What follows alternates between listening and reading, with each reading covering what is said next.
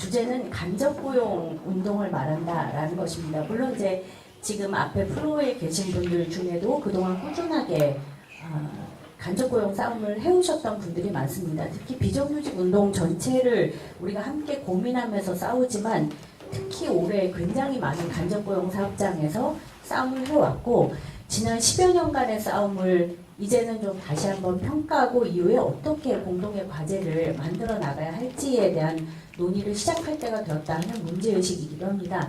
그래서 오늘 토론은 주로 간접고용을 중심으로 진행이 되겠지만 그러나 이후에 이제 토론 과정에서는 꼭 간접고용이 아니더라도 함께 이야기를 나누고 싶은 것을 자유롭게 이야기를 해주셔도 좋을 것 같습니다. 오늘 사회를 맡은 저는 이제 비업세 집행위원이고요. 그리고 불안정 노동 철폐연대 상임활동가 김혜진입니다. 반갑습니다. 네, 오늘 발제를 해주실 분들은 무려 5분이십니다. 그래서 그동안 계속 투쟁을 해오셨던 분들이십니다. 이분들께 저희가 사전에 3가지 주제에 관한 발제문을 요청을 드렸습니다. 첫 번째는 지금까지 간접고용 사업장에서 이제 원청을 상대로 했던 투쟁을 어떻게 진행해 왔는지 그것의 평가와 과제를 좀 요청을 드렸고요.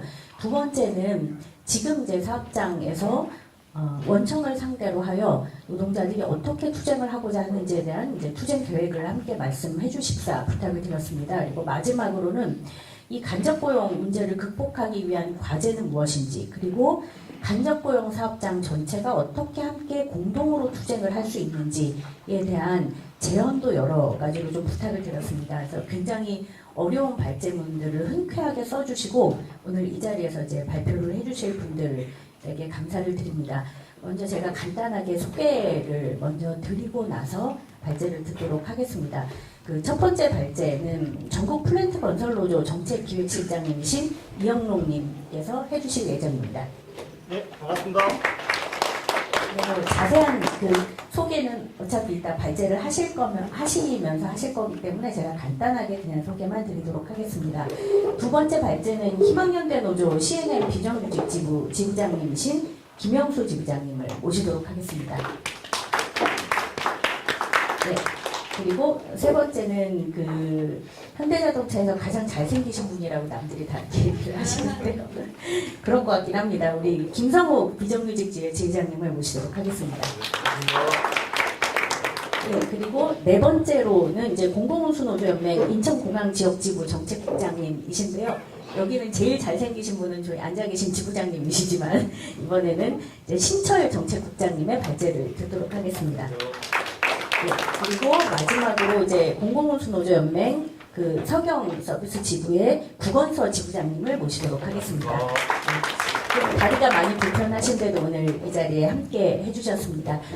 발제 시간은 원래 20분씩을 드렸는데요. 아까 말씀드렸듯이 그러면 여기 계신 분들의 정신이 다 나갈 것 같아서 15분씩으로 조금만 줄여주십사 이렇게 부탁을 드렸습니다. 그러면 발제를 듣고 이야기를 나누도록 하겠습니다. 가장 먼저 건설의 경험과 사례들을 듣도록 하겠습니다. 예, 이영록 기획실장님 부탁드리겠습니다. 예, 동지들 반갑습니다. 저는 이제 전국 플랜트 건설 노동조합의 정책기획실장으로 있는 이영록입니다. 오늘 이런 뜻깊은 자리에 제가 이제 건설 노조운동을 대표로 이 자리에 선 게 무척이나 좀 영광이라는 생각이 듭니다. 그리고 이번 토론을 준비하면서 이 토론문을 좀 준비하면서 제가 이제 건설노조운동에서 한 10년이 넘었는데 활동을 좀 개인적으로 평가할 수 있는 평가를 하고 또 제가 속한 단위 조직에 나갈 길에 대한 다시 한번 고민할 수 있는 좀 좋은 기회가 됐다고 생각됩니다. 저는 이제 개인적으로 간단한 소개 드리면 저는 2002년에 제가 이제 건설노조의 경기도 지역노조에서 한 5년 정도 활동을 하고 그 다음에 한 6년 그 이후에 이제 제가 건설연맹에 주로 정책 일만 했습니다. 정책 쪽으로 해서 연맹에서 한 6년 정도 또 활동을 했습니다. 그리고 이제 그 연맹 활동을 정리하고 최근 한 2년 정도에서 이제 플랜트 건설노조로 와가지고 주로 이제 정책 일을 중심으로 해서 지금 활동을 좀 하고 있습니다.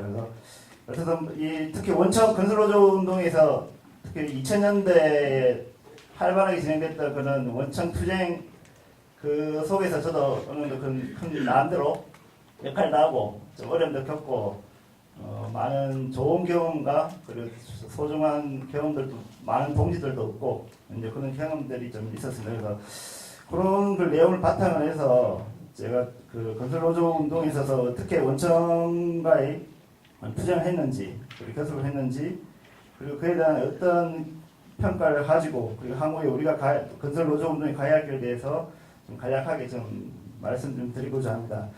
저 자료집은 105페이지에 나와 있는데 원청투쟁 경과에 대한 내용들은 주로 노동자들이 갖고 있는 여러 공식적인 자료에 의해서 나온 자료이기 때문에 객관적인 이제 사실에 근거한 자료고요.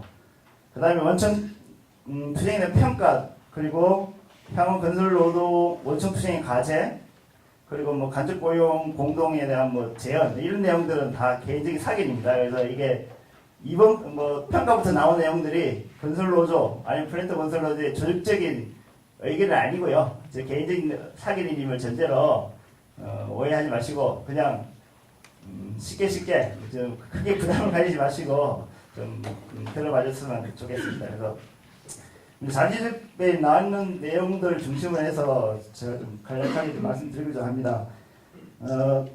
1999년도에 저희가 이제 건설노조 운동에서는 가장 큰 사건 중에 하나입니다. 이게 1만 5천 명의 건설기업 노조, 정규직 소위 이제 건설 대기업에 있는 노조들이 있는 건설기업 노조들을 하고 그리고 3천 명 정도의 이 건설 일용 노조들이 하나의 건설연맹을 통합을 합니다.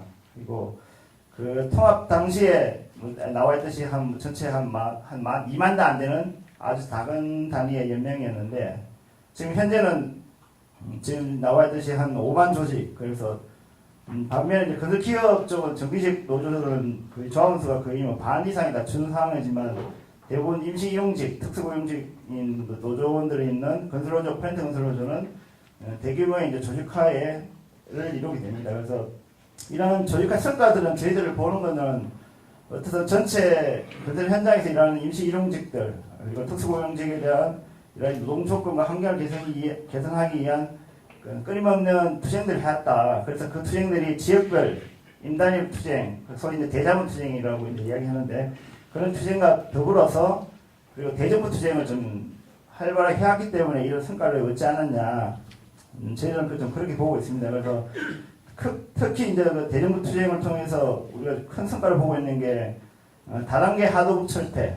이 이제 뭐 다단계 하도급 구조가 다들 아시다시피 그 중층적 구조에서 가장 밑바닥에서 일하는 현장 노동자들이 사용자가 누군지 우리가 교섭을 해야 할 대상이 누군지 이게 되게 불명확한 상황이었는데 이걸 어떻든 최소한 건설업체라는 원청까지는 아니지만 최소한 그 전문 건설업체까지 뭐 교섭 상대방을 인정시키는 이제 그런 제도적 기반을 만드는 게 다른 하도급 철폐 투쟁입니다. 그리고 또 건설 일용직들이 다들 아시다시피 아무런 복지 제도, 기업 복지라든지 아니면 사회복지, 아니면 국가복지에 대부분 소외되어 있고 방치되어 있습니다. 그래서 최소한의 좀 노후 소득 퇴직금에 준하는 제도를 좀 만들자, 복지제도 만들어서 퇴직공제 제도도 좀 쟁취를 해왔습니다. 그래서 그런 부분에 좀 큰 성과를 보고 있고, 그리고 교섭 규제는 현재 교섭 규제는 뭐 지금 건설노조의 타워 크레인 분과만 소산별 중앙 교섭 규제를 좀 가지고 있습니다. 그리고 나머지는 대부분 지역별 집단 교섭 구조 아니면 뭐 각 현장별로 아니면 업체별로 해서 대각선 교섭 규제 형태를 좀 가지고 있습니다. 그렇지. 그리고 지금 현재 건설노조하고 플랜트 건설노조가 하고 있는 지역별 인단협들은 대부분 이제 현장에 있는 노동자들과 직접적인 사용 종속관계에 있는 전문 건설업체들하고 단체 교섭을 통해서 이제 단협을 체결하고 있습니다.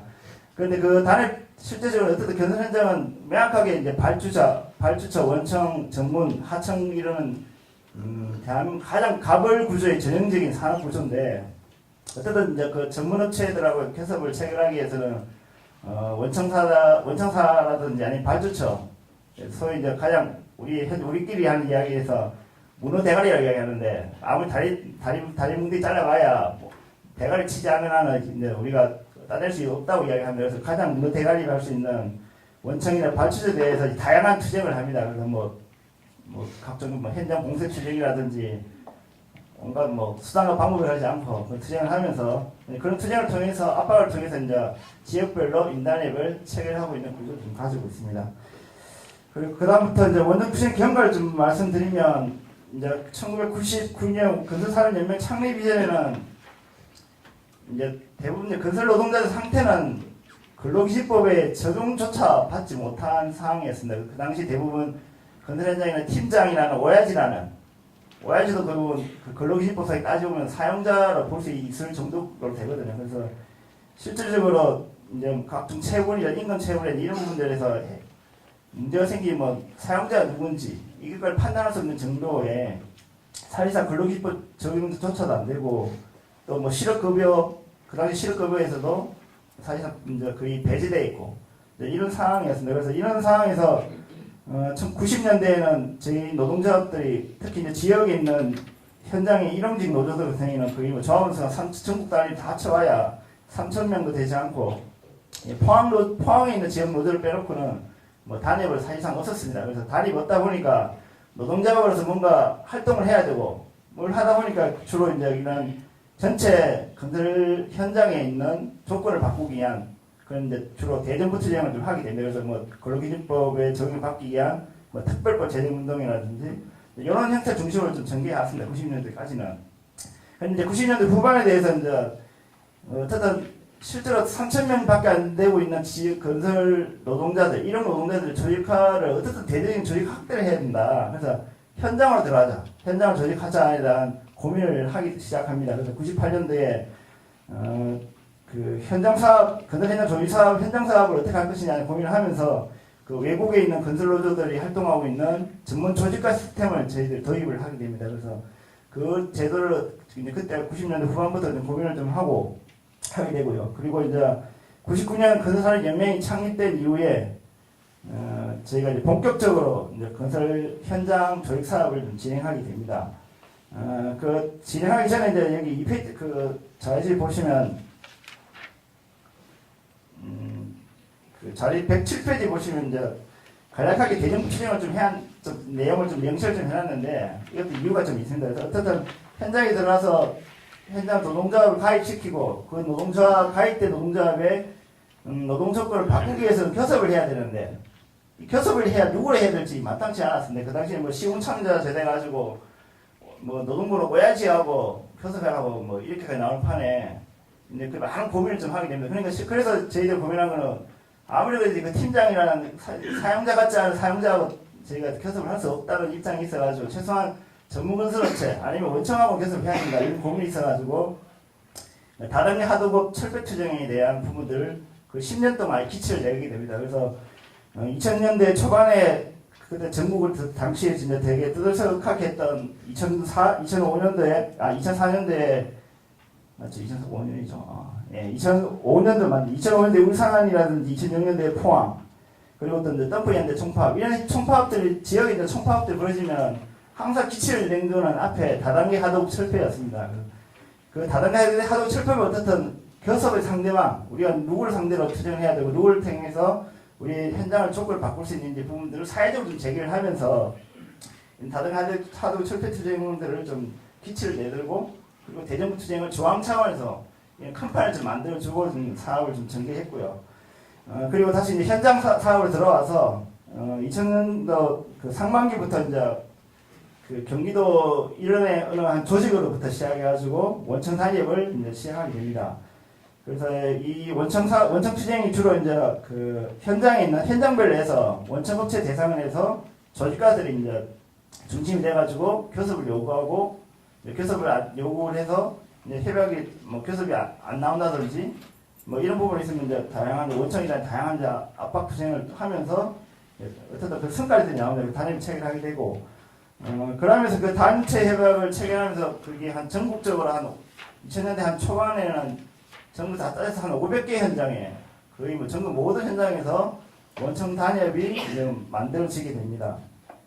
그리고 중앙 차원에서는 이런 부분을 가지고 이제 뭐 현장사업위원회를 좀 만들어가지고 현장 조직 사업에 대한 정형인을 마련한다든지 아니면 현장 조직화를 어떻게 할 건지 이런 걸 좀 만들어보자 좀 운영을 좀 하려고 했는데 여기서 어쨌든 이제 500개 현장까지 나오면서 이제 대외적으로 이제 대외적인 어려운 것 같은데 내부적으로도 좀 갈등이 좀 나타나는데 그 갈등의 양상이라는 거는 결국 아까 저희가 근로사 연맹의 구조가 대기업 노조와 정규직 대기업 노조와 지역 일용직 노조의 한 조직이지만 실제 대기업 노조에 있는 조합원들이 현장에서는 대부분 관리자들입니다. 사용자의 역할을 할 수밖에 없는 현장 노동자들과의 관계에서는 실질적으로 사용자로서의 있는 관리자의 역할을 하기 때문에 이 같은 민주노총의 조합원이지만 현장에서는 지역의 노동자들을 어쩌면 탄압을 하고 아니면 뭐 노동 활동을 유도하고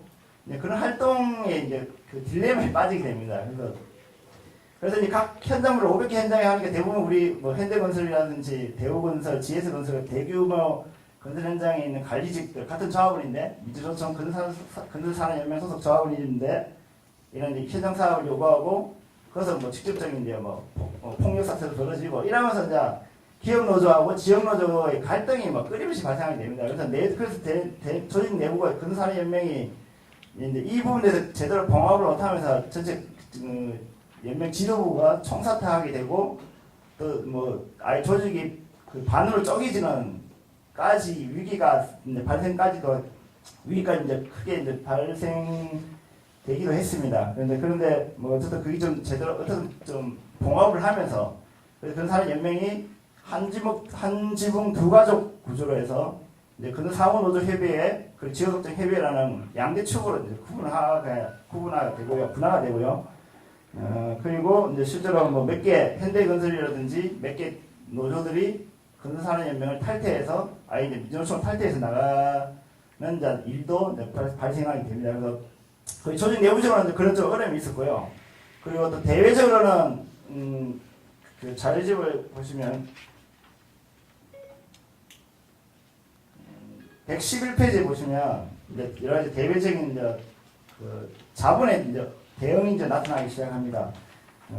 그게 처음에 이제 뭐 저희가 단임 500개 현장에 갈 때는 500개까지 늘어날 때는 처음에는 이제 그 건설업체들이 그 단체 협약이라든지 원청 투쟁에 대해서는 다 그 원청 현장 소장들한테 모든 걸 좀 일임하고 그냥 방치했는데 크게 뭐 거의 뭐 무시하고 그냥 해주지 뭐 이제 이런 식이었거든요. 근데 이게 전국화되면서 현장 노동자들이 노조로 좀 묶이는 흐름들이 나타나게 됩니다. 그리고 이제 그런 흐름들을 보이면서 결국은 이 건설 자본들이 대기업을 중심으로 하는 자본들이 본사 차원으로 대응하기 시작합니다.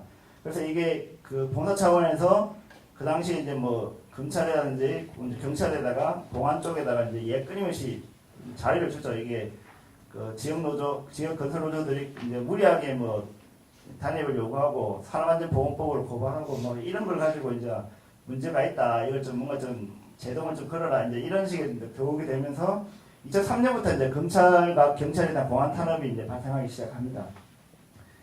그래서 2003년도에 뭐 각 지역 노조 있는 조직가들이라든지 위원장 간부들이 대부분 이제 공갈 협박이라는 어쩌면 노동자 활동가로서 되게 부끄러운 제목일 수 있는데 그런 이제 공갈 협박으로 해서 다 구속을 하게 되고 이제 감옥에 가게 됩니다.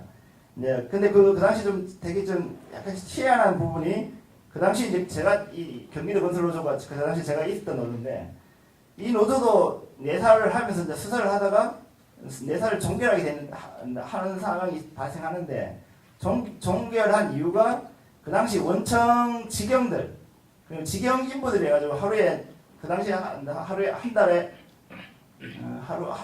한 달에 일당이 한 뭐 만 원 정도 하루 일당이 만 원 정도 맞나요? 아니 만 원이 아니고 한 5만 원 정도 5만 원이구나. 한 5만 원 정도 일당 받고 있는 직영 인부들입니다. 소위 이제 보통 현장에서 거의 잡부라고 이야기하는데 그 원청별로 보통 각 공사 현장별로 원청 직영들 인부를 해가지고 한 보통 많은 데는 한 100명, 적은 데는 보통 한 20-30명 정도 원청 직영들을 이제 고용을 하거든요. 그런데 저희 이제 경기도 건설노조 같은 경우에는 원청 직영에 대한 조직 사업도 되게 중요하게 받고 그런 어쨌든 노동법이 정한 산업조성관계에 있는 교섭 구조를 가지고 원청을 교섭 속상에 안정적인 교섭 속상에 안치기 위해서는 그런 원청 직영들을 조직화 사업을 했고요. 그래서 거기서 일정 정도 성과가 나고 해서 그 당시 검찰이나 경찰 내사 과정에서 원청이 이제 조합원들이 있어가지고 그 내사를 좀 종결하게 됩니다. 그렇지만 이게 2년이 지나가지고 2005년도에 울산 건설 플랜트 투쟁이라든지 2006년도에 대구 총파 그리고 포항에 그때 포석거 뭐 점거라든지 이런 포항 투쟁이라든지 그리고 덤프연대 조직화되고 그래서 2005년 2006년부터 건설 현장이 대규모로 이제 조직화가 되고 투쟁이 전국적으로 발생하게 되면서 이 그 흐름 투쟁 흐름들이 이제 수도권으로 올라올 이제 기미가 보였죠. 내부적으로 저희들도 그 당시 지역업종 연맹의 지역업종 노조에서도 그런 투쟁 흐름들이 어떻든 그 입소문을 타면서 모든 전국 건설 노동자들이 이제 그 당시 뭐 울산이라든지 포항에 지상파 방송에서 끊임없이 나오고 하니까 자기들도 노동자 제대로 좀 해보자 뭐 이런 이야기도 있었고 그래서 이제 그런 수도권으로 이제 그런 투쟁의 흐름들로 올라올 기미가 보이니까 다시 한번 이제 제2차 공안 탄압이 벌어집니다. 그래서 2005년도 뭐 대구하고 경기도, 천안 뭐 이쪽에서 또 간부들 또 대규모 그 수십 명을 이제 구속시키는 이제 이런 일들이 좀 발생을 하게 됩니다.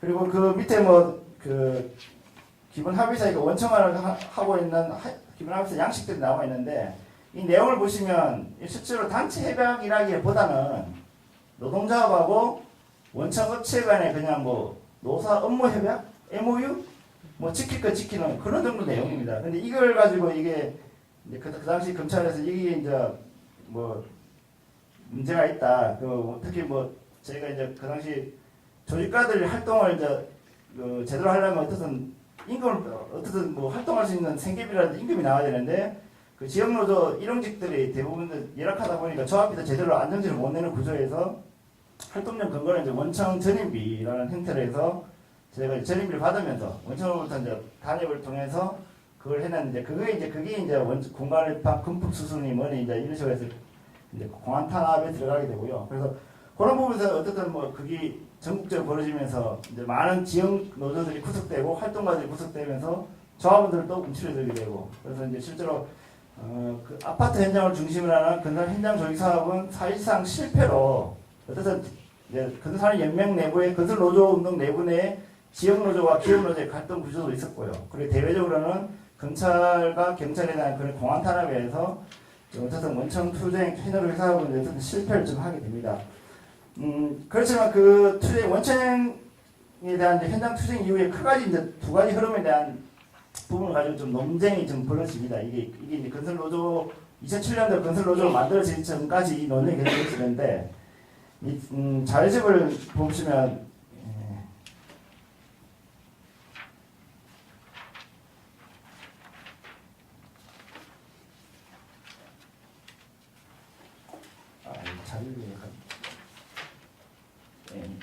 자료 약간 이상해요.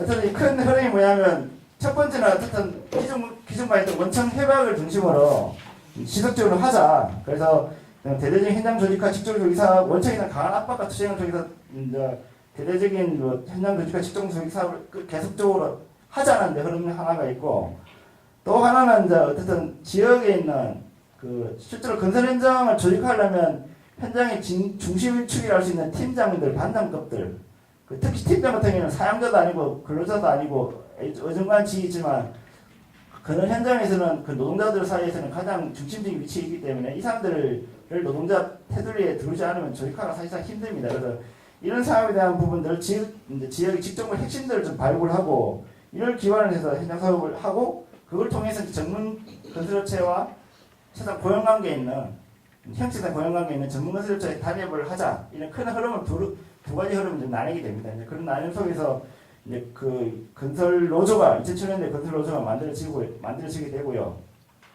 그리고 이제 건설 노조가 만들어진 이후에 아까 같은 그 두 가지 흐름으로 이제 각 지역 노조들이 이제 각기 약진하게 됩니다. 그래서 어떤 지부에서는 기존에 해왔던 방식대로 해서 원청 단협을 체결한 지부도 있고요.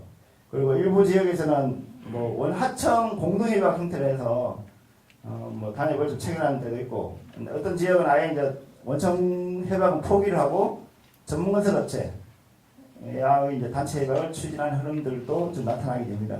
그리고 이제 건설노조가 또 지역본부라는 이제 각 업종 분과 체계인데 업종 분과를 아우르는 지역본부를 두고 있는데 이 지역본부에서 뭐 건설기계, 타워크레인, 뭐 현장에 있는 뭐 목수들 이런 사람들하고 같이 이런 조직을 아울 수 있는 이제 원하청 원청 공동투쟁 행태로 좀 만들게 됩니다. 그래서 이게 자료집에 원청 단위 모범만 해가지고 한 27개 조항이 있는데 이게 보면 이제 타워크레인, 토목 건축에 있는 뭐 노동자들 그리고 건설기계 덤프나 굴삭기 노동자들 모든 걸 아우르는 그래서 이게 약간 좀 아까 그 단체 협약의 성격도 좀 있고요.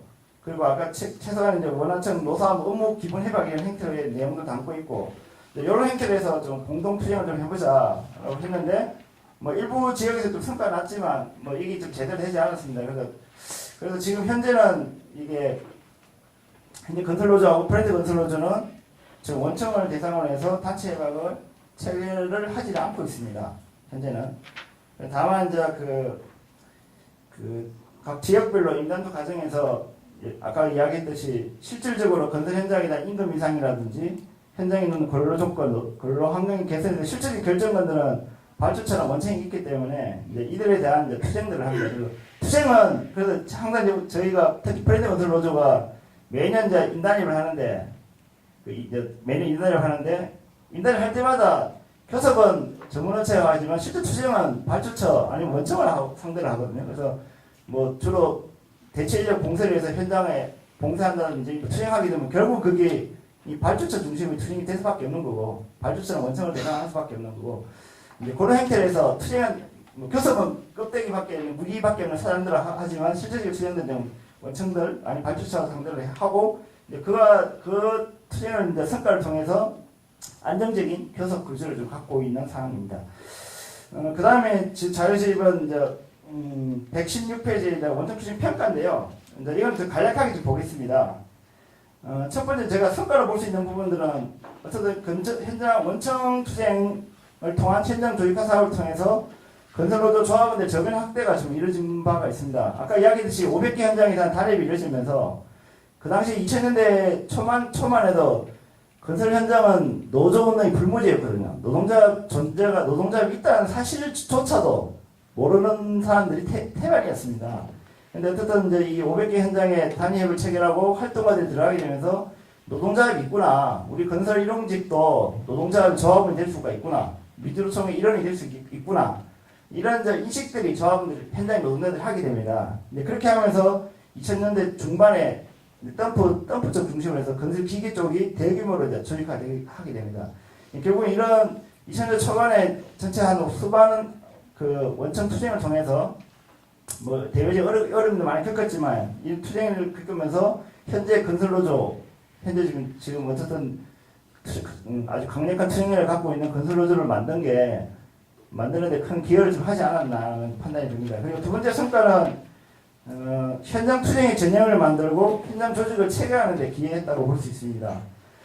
저희가 건설노조가 원청 단협을 이제 하게 되면 단협을 이후에 출근 선전이라든지 현장에 이제 그 산업안전보건법에 정한 근로자 대표 선출이라든지 현장 대의원 임명, 산안위 활동들 이런 활동을 하게 됩니다. 이런 활동들이 이제 지금 이 활동을 통해서 현장 조합을 좀 제대로 가입을 시키고 그리고 조합원들 실제로 노동자 활동의 주체로 서게끔 만들고 그런 과정들이 지금 이제 그 현장 조직 사업 체계를 만드는 건데 그런 것들이 지금 현재 뭐 프렌드 건설노조의 그 흐름들이 좀 남아 있습니다. 그래서 지금 이제 건설노조 운동에 있어서 현장 투쟁 정량과 현장 조직 체계에 만드는 데 큰 기여를 했다고 볼 수 있습니다.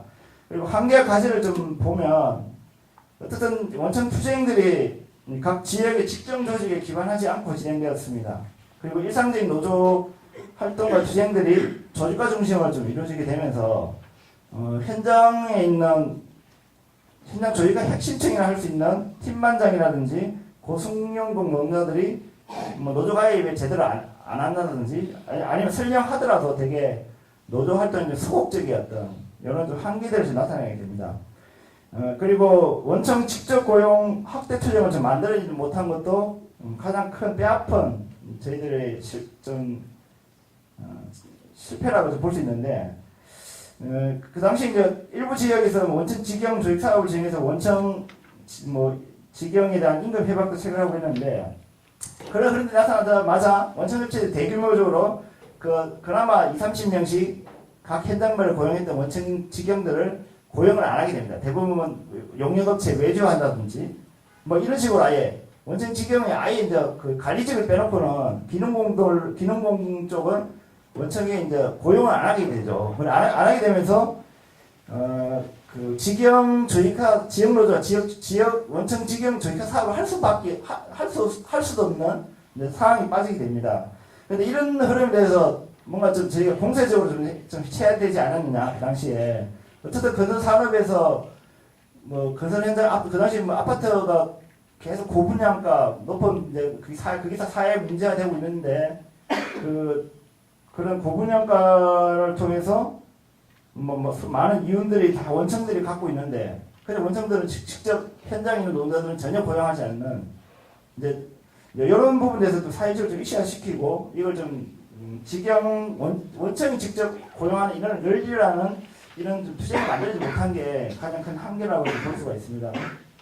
그리고 그 밑에 뭐 건설산 기본법에 대한 뭐 건설공사 직접 시공이 내용이 있는데 이 내용의 핵심적인 요지는 현재 건설산 기본법에는 공사 금액이 50억 공사 미만인 공사에 한해 한 20-30% 정도 원청에 직접 시공을 해라. 그리고 그 공사 금액에 해당되는 만큼 원청에서 직접 고용하라는 그런 내용이거든요. 그런데 이게 소규모 현장이기 때문에 이 내용이 뭐 아무런 의미가 없다고 볼 수가 있습니다. 그래서 그런 좀 원청 투쟁에 대한 평가를 좀 볼 수가 있고 그리고 좀 향후 과제를 본다면 첫 번째는 그 발주처와 원청사 간의 노동안전보건 협약 쟁취가 좀 불리하다. 지금은 이제 저희가 프렌트 건설노조나 건설노조가 지역별 임단협 구조가 어느 정도 안정화되면서 상대적으로 이제 뭐 전체 비정규직들하고 비교했을 때는 상대적으로 임금 수준이 좀 높은 수준으로 올라왔습니다. 지금 여간 노동 조건도 상대적으로 좀 괜찮아졌고요. 그래서 지금 어쨌든 이게 노동조합의 10년간의 지역별 임단협 구조가 안정화되면서 지금 뭐 대외적으로 내부적으로 우리가 많이 대외적으로 많이 이야기는 안 하지만 우리 조합원들 수준이 되게 전체 비정규직 평균을 따져보면 상층으로 볼 수 있거든요. 실제로 따져보면 그 정도 수준까지 왔지만 아직도 현장에서 많은 조합원들이 각종 안전사고로 목숨을 잃고 있습니다. 이런 부분에 대해서는 제가 노동자 10년간 노동자 활동을 해왔지만 이걸 건드리지 못하고 있는 부분들에서는 저희 많은 활동가들이 이 부분에 많은 반응을 하고 있는데 이런 부분에 대해서 어쨌든 뭔가 좀 실제로 현장의 노동자들의 안전과 생명을 보호하는 활동을 좀 중심으로 좀 축을 좀 가야 된다라는 좀 고민을 좀 하고 있습니다. 그래서 어쨌든 현장에서 그러면 이게 이런 현장의 안전사고 산재를 막기 위해서는 그러면 현장 노동자들이 주체가 돼야 되거든요. 현장 노동자들이 안전활동의 중심이 돼야 되고 근데 그 활동의 중심이 되기 위해서는 발주처하고 원청이 이 부분에 대해서 같이 노사가 동등하게 그 노동자가 들어와서 안전보건 활동을 인정해 줘야 되는데 이 부분들이 지금 발주처 원청에서는 반대를 하고 있죠. 어쨌든 노동자 간부들이 현장에 들어와가지고 여러 가지 뭐 현장에서 이런 문제점을 지적하고 이런 것들이 싫기 때문에 계속 막고 있는데 이걸 어떻든 저희가 뭐 단체 협약이 됐든 아니면 이게 노동안전보건 협약이라는 뭐 노사 업무 협약이든 기본 협약이든 이런 형태로 해서 뭔가 좀 따내야 된다라는 고민을 좀 하고 있습니다. 그래서 지금 이제 프렌트 노조는 일부 지부에서 이 투쟁을 좀 하고 있는데 아직까지 많은 좀 한계를 갖고 있습니다.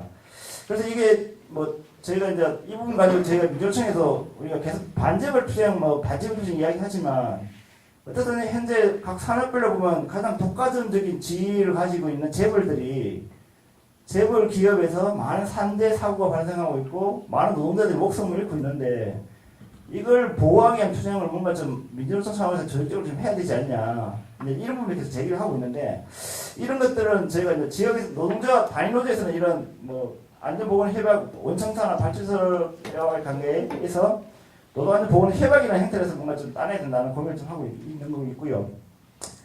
그리고 두 번째는 이제 원청 직접 시공 업무제 쟁취인데 제가 이제 건설산업연맹이 현재 건설기업노조, 프렌트 건설노조, 그리고 이제 건설노조 이 세 개 조직으로 되어 있는데 이게 어쨌든 하나의 대상별 노조를 만들기 위해서는 어쨌든 공동의 대상으로 교섭을 해야 됩니다. 이제 그에 대한 저희가 조직적인 과제가 있습니다.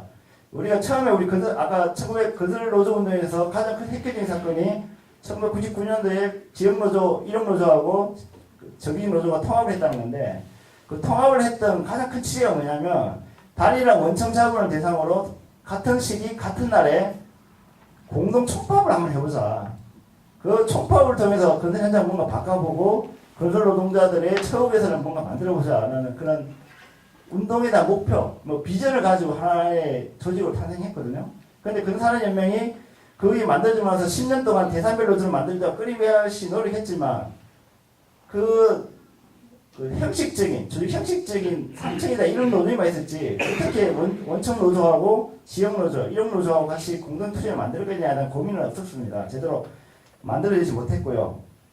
결국은 그러면 이제 건설 산업에서 대산별 노조를 만들기 위해서는 그러면 저희가 조합교섭을 해야 되는데, 조합교섭이 아까 말했던 무늬만 사장인 전문업체들 이런 업체들하고 해봐야 아무런 실익이 없거든요. 해봐야 뭐 모든 현장이 건설 현장의 모든 근로조건, 근로환경, 임금, 노동시간 결정권들은 원청이나 발주처가 지급했기 때문에 원청 자본하고 조합교섭을 할 수밖에 없습니다. 그럼 원청과 조합교섭을 하려면 저희들은 이제 목표를 두는 게 전문건설 업체들, 현장의 노동자를 고용하는 전문건설 업체들을 다 없애버리자까지 고민을 좀 하고 있습니다.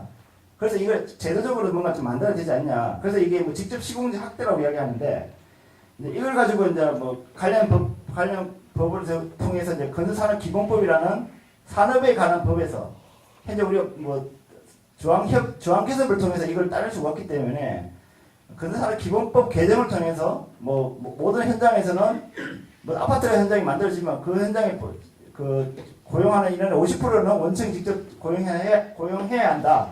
이걸 아예 법으로 만들어가지고 좀 해보자. 네, 이런 걸 좀 고민을 하고 있습니다. 그리고 현재 지금 우리가 각 건설노조, 지역노조, 건설노조, 프렌드 건설노조 지역별로 지금 노조가 되어 있는데, 지금 현재 공동사업 공동투쟁을 좀 제대로 못 하고 있는데, 이것도 하나의 이제 뭐 하나의 원청 현장이 만들어지면 원청을 상대로 해서 그 뭐 일자리를 그 원청이 고용하는 인원 중에 전문업체들한테 공사 다 주지 말고 그중에 일정 인원들을 원청이 직접 인원을 보유해서 공사를 하라. 뭐 이런 식으로 좀 만들 필요가 있지 않겠냐. 근데 이런 부분들을 지금 올해 말부터 좀 저희가 이거는 뭐 개인 의견 아니고요. 지금 건설연맹 내부에서 지금 고민을 좀 하고 있습니다. 그래서 이걸 내년부터 이걸 어떻게 이슈화할 건지 오늘 좀 고민하고 있는 과제 중에 하나인데, 이런 부분들 그래서 크게 두 가지 형태로 해서 현재 단체 협약을 틀 속에서 원청을 끌어낼 수 없는 상황이라면 우선에 노동안전 쪽이라 분야에서만이라도 원청하고 협약을 좀 해야 된다. 그게 뭐 노동조합법에서 정한 단체 협약이 아니더라도 그런 협약의 틀 속에서 뭔가 묶어야 된다는 하나의 고민축이 있고요. 또 하나가 이제 대정부 투쟁을 통해서 건설산업기본법이라는 산업에 있는 관한 법 개정을 통해서 우리 원청에 있는 노동자 인원을 늘리고 그 노동자들이 조합이 되면 자연스럽게 원청과의 교섭 구조를 만들 수 있지 않겠냐. 그걸 만들어가는 이제 그런 고민을 좀 하고 있습니다. 이게 저희들이 이제 가야 할 길이라고 좀 생각을 하고 있고요. 이런 흐름 속에서 이제 마지막입니다. 간접고용 철폐 공동투쟁에 관한 모색에 대한 부분들을 간략하게 좀 고민을 하면, 첫 번째는 비정규직 노동상권 확보 투쟁이 좀 필요합니다. 다들 아시다시피 지금 많은 비정규직 단위들이 조직화되고 있습니다. 임시경직, 특수고용직, 사내청 이런 비정규직 단위들이 대부분 산별 노조 형태로 해서 지역 노조도 어찌 보면 지역별 노조도 산별 노조 형태로 볼 수 있기 때문에 이 산별 노조 형태로 조직화되고 있는데, 근데 실제로 지금 그 복수노조 창구 단위 제도, 교섭창구 단위나 제도 때문에 이 각 업체별로, 각 사업장별로 가반 이상이 산별 노조의 조합원이 되지 않으면 교섭권을 확보할 수가 없습니다. 그러면 그 교섭권을 확보할 수 있는 상황이면 그 있는 조합원들은 단체 협약의 적용 자체가 안 되는 겁니다. 그렇게 되면 실제로 그 비정규직 노동자들이 그 노동자협에 들어와서 단체 협약을 노조가 들어와서 뭔가 노동자협의 그 혜택을 보고 싶어도 볼 수 없는 구조. 그리고 또 그런 이제 교섭창구 단위 제도라는 부분도 있고요. 그리고 현재 우리나라가 집단 개석권에 대한 부분들을 인정을 해주지 않고 있습니다. 그 노동자에 대해서. 근데 실제로 뭐 대부분 우리 지역 노조나 이런 그 비정규직 단위 노조들이 노동조합에서 정한 단체에서 상대방을 보면 대부분 열악한 영세업체들이 많습니다. 뭐 1차, 2차, 3차 하청 업체들도 다 대부분 그렇고 그 업체들하고 어떤 착한 기업하고 단합을 체결해봐야 그 단합이 아무 소용이 없다는 겁니다. 지역별로 아니면 업종별로 집단 교섭을 통해서 집단 협약을 형태를 만들지 않으면 그 산업 자체에 있는 현장 노동자들의 노동 조건이라든지 여건들이 바뀔 수가 없는 상황입니다. 그러면 현장에 있는 비정규직 노동자들이 실질적으로 이 노동자들이 자기가 스스로 노동 조건을 결정할 수 있는 결정권을 만들어주려면 이 사람이 노동자 틀 속에서 뭔가 단체 개섭을 하고 투쟁할 수 있는 여건을 만들어줘야 되는데 현재 노동자법은 비정규직 노동자들한테는 아무런 도움이 안 되는 뭐 노동자업을 만들 수 있다고 하지만 실제 노동자업을 만들 수도 없고 교섭을 할 수도 없고 쟁행일을 할 수 없는 상황이 있는 겁니다. 그래서 이런 부분에 대해서 비정규직 노동자도 사실상 노동상권이 뭐 박탈되어 있다. 그래서 이걸 좀 사회적으로 좀 이슈화 시켜가지고 좀 할 필요가 있지 않냐. 그래서 최소한 산별노조가 그 자율개섭이라든지 아니면 집단개섭이 좀 보장되면 지금보다는 그 비정규직 조직화에서 좀 많은 성과를 좀 볼 수 있지 않겠냐는 저는 고민을 좀 갖고 있습니다. 그리고 두 번째에 대한 고민은 동일노동 동일임금 보장과 산업복지제도 확충에 대한 부분을 좀 쟁점화가 필요하다는 내용입니다. 현대조선소와 현대백화점의 공통점은 다들 아시다시피 갈수록 원청이 고용한 인원은 줄고 있습니다. 그리고 원청이 고용한 노동자와 그리고 같은 현장에서 일을 하지만 하청, 파견 이런 노동자들하고는 임금 격차, 복지도 마찬가지고요. 그 격차가 끊임없이 계속 벌어지고 있는 상황입니다. 그런데 이걸 어떻든 이걸 해결해야 되거든요. 그러면 이 해결할 수 있는 방안이 뭐 노동자업을 전부 다 조직화해 시행을 하는 것도 필요하지만 어떤 방식으로 해결할 건지에 대한 답을 좀 제시할 필요가 있다는 생각이 듭니다. 그래서 제가 좀 고민되는 게 이거는 건설에서 하고 있기 때문에 말씀드리는 건데 이게 산업별로 동일노동 동일임금에 대한 부분들을 좀 제도화하는 게 필요하다. 그래서 뭐 금속노조가 제대로 힘이 있다면 산별협약을 통해서 뭐 현대나 현대자동차나 현대중공업이나 이런 노조와 해서 산별협약을 통해서 따내면 좋고요. 만약 그게 힘들다면 그 관련된 뭐 조선법이라든지 자동차 관련된 법 개정을 통해서 어느 정도 현대자동차가 뭐 자동차 산업을 영위하려면 그중에 이런 정도 그중에 최소한 70% 80% 이상은 직접 고용을 해라. 이런 식의 뭔가 직접 고용을 하고 또 같은 같은 고용 형태에 따라서 임금 차이를 준다든지 이런 걸 좀 막아내는 이런 것들이 필요하지 않냐는 겁니다. 그리고 복지에 대한 부분들도 이제 예를 들면 이제 특히 대부분 비정규직 노동자들이 사대보험에 대해서 대부분 이제 소외돼 있고 가입률이 되게 현저히 낮은데 이 부분들도 저는 이제 좀 이슈화 시켜야 되는데 이걸 국가에서 보험료를 늘려가지고 이런 게 하는 게 아니라 예를 든다면 자동차 산업을 예를 든다면 현대자동차에 있는 사내하청뿐만 아니라 1차, 2차, 3차에 있는 납품업체들 이런 업체들까지도 그 노동자들의 그 4대 보험료를 원청에서 부담한다든지 이런 것들을 좀 단협이라든지 아니면 법제도 개선을 통해서 뭔가 해야 되지 않냐 이제 그런 좀 고민이 듭니다.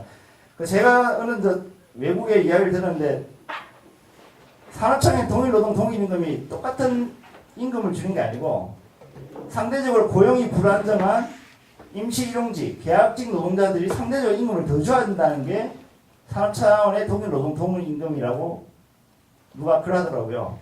그러니까 1년 내내 일할 수 있는 사람하고 1년에 6개월을 할 수 있는 사람이 똑같은 동일임금 동일을 하려면 1년 연소득이 같아야 되거든요. 그러면 상대적으로 2배 이상의 단가를 임금에 시급을 따지면 2배 이상의 시급을 줘야 되는 거죠. 계약직한테. 그런데 실제로 현재 우리 사회에 보면 도리 반대입니다. 고용이 상대적으로 안정된 노동자들이 훨씬 더 시급을 따지면 훨씬 더 높은 시급을 받고 있는 되게 불합리한 구조를 갖고 있습니다. 어쨌든 저는 이걸 좀 바꿔야 된다는 생각을 가지고 있습니다. 그리고 이걸 건설 노조 운동은 지금 이걸 좀 시연화 시키고 있는데 어쨌든 근데 이게 저는 가야 할 길이 아닌가.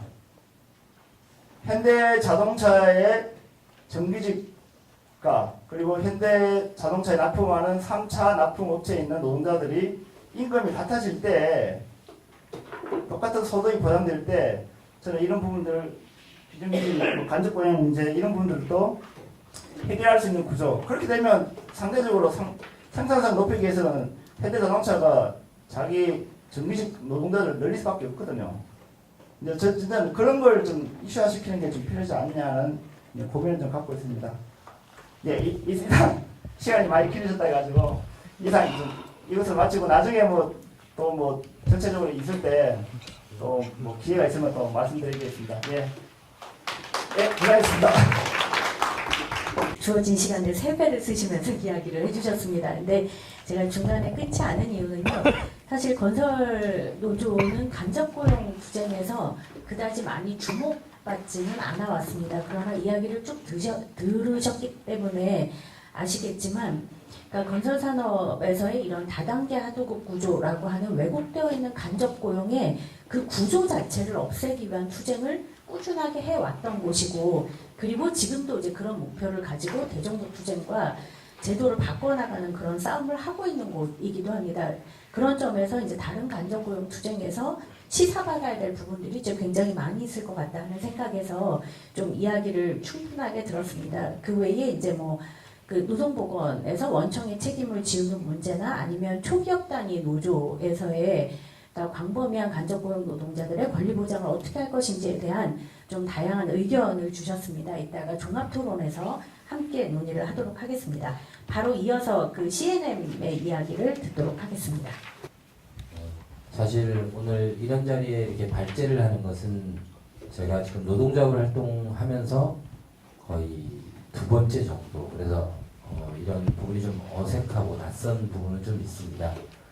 노동조합도 작년 초에 만들었기 때문에 조금 미숙하고 그런 부분이 있더라도 좀 양해 말씀을 드리겠습니다. 그리고 짧게 그 책에 나와 있듯이 그대로 좀 내용을 좀 읽어 나가면서 좀 줄이면서도 말씀드릴 테니까요. 나중에 혹시 추가적으로 질문하실 게 있으면 그걸로 해서 답변을 다시 드리도록 하겠습니다.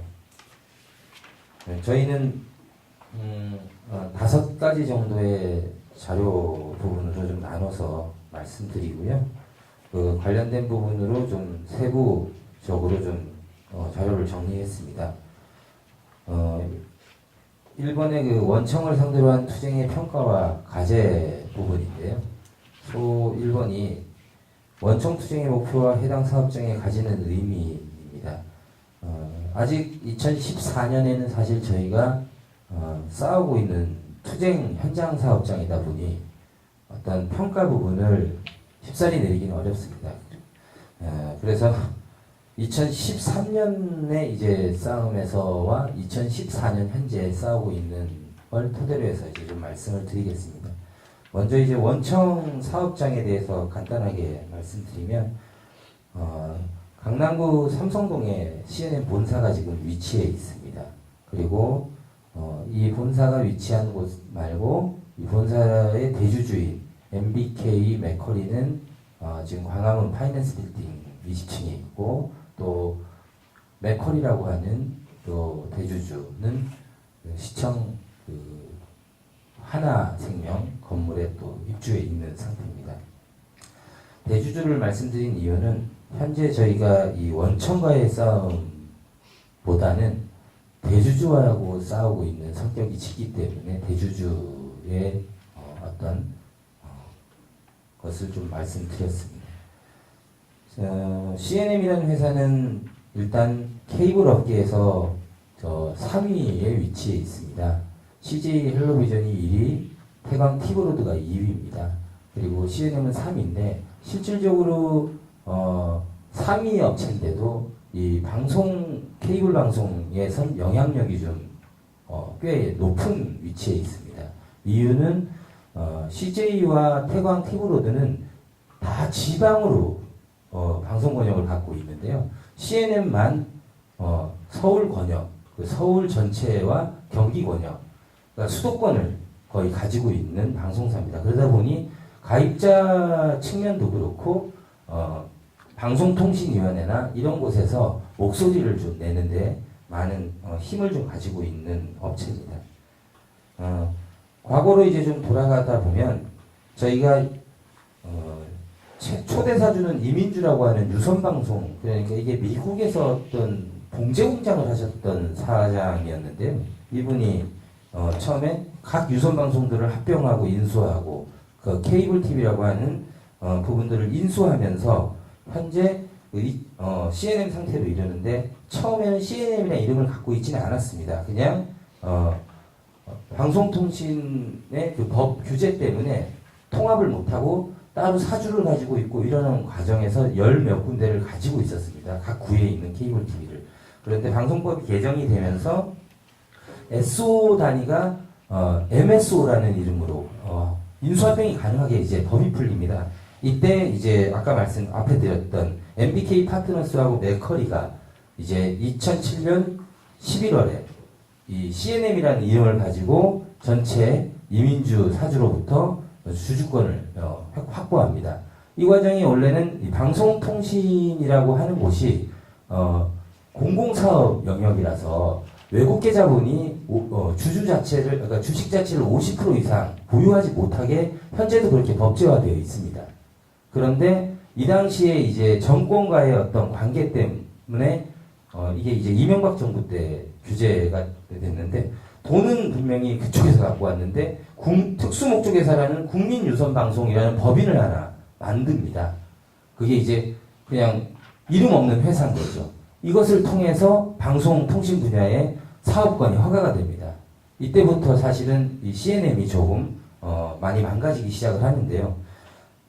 저도 지금 현재로는 그 CNM에 있던 정규직, 그러니까 직원이었습니다. 이때 이 인수합병이 되는 과정에서 직군별 아웃소싱이 됩니다. 현장에서 고객들을 직접 대면하는 기사, 그러니까 설치를 하고 수리를 하는 기사들이 전체가 아웃소싱이 되면서 그 당시에 이제 노동조합도 없고 정규직 노조도 없을 때였습니다.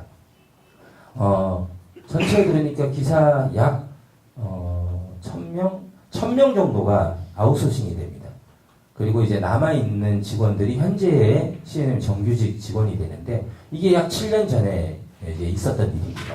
그 당시에 그래서 아웃소싱이 된 저희는 현재의 간접고용 비정규직 노동자가 되어 있는 것이고요. 이후에 그 맥커리하고 이 MBK가 2차 구조조정을 시작합니다.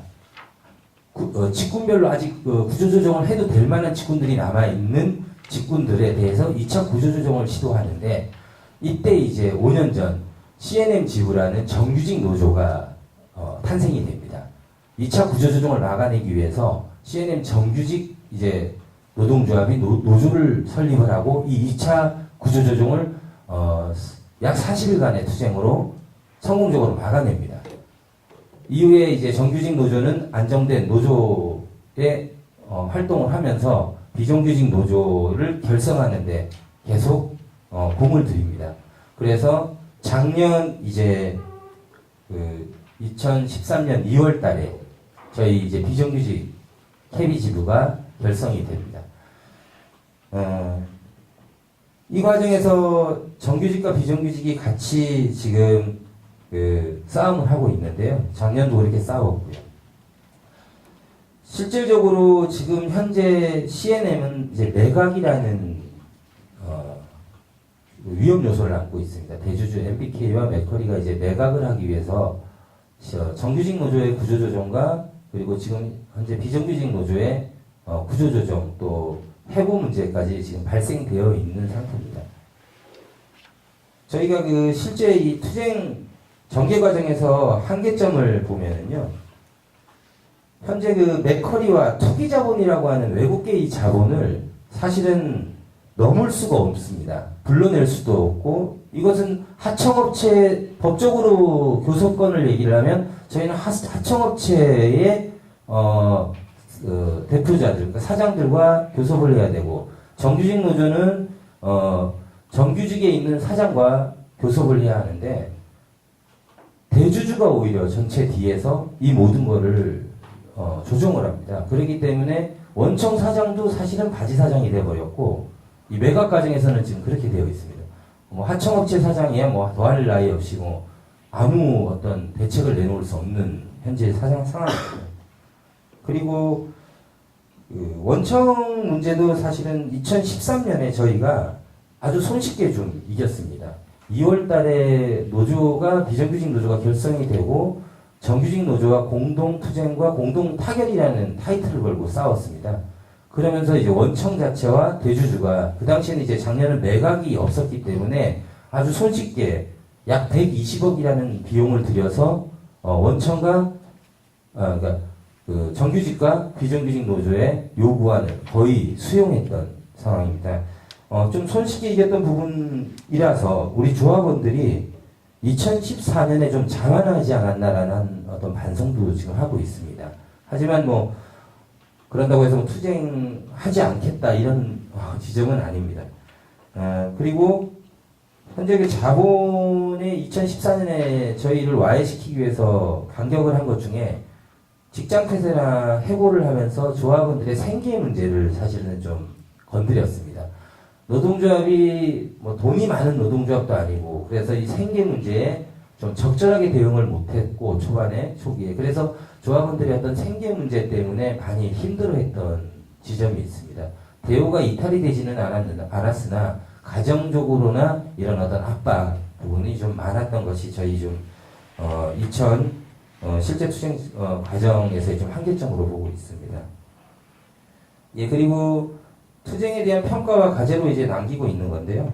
평가 부분은 2013년도 정규직하고 비정규직이 손잡고 그 함께 투쟁 공동 타결을 이루어낸 것이 의미 있는 성과였습니다. 하청업체지만 그 속에서 정규직 전환 합의를 작년에 이끌어냈습니다. 그러니까 원청 정규직을 요구하지 않았고 저희는 하청 안에서도 워낙 저희도 다단계 구조가 심각했습니다. 한 4단계의 구조로 하청업체 자체에서도 4단계의 구조로 나눠져 있었습니다. 그래서 이 부분을 좀 개선하고자 하청업체의 정규직 전환을 합의를 2013년에 만들어냈습니다. 그리고 원청에게 이제 직접 그 교섭 자리로 불러내서 하청업체 변경 시 조합원 고용 승계를 또 합의를 받았고요. 임금 인상, 업무 개선, 노동시간 단축, 노동자 활동 많이 의미 있는 저희가 그 성과를 2013년에 남겼고요.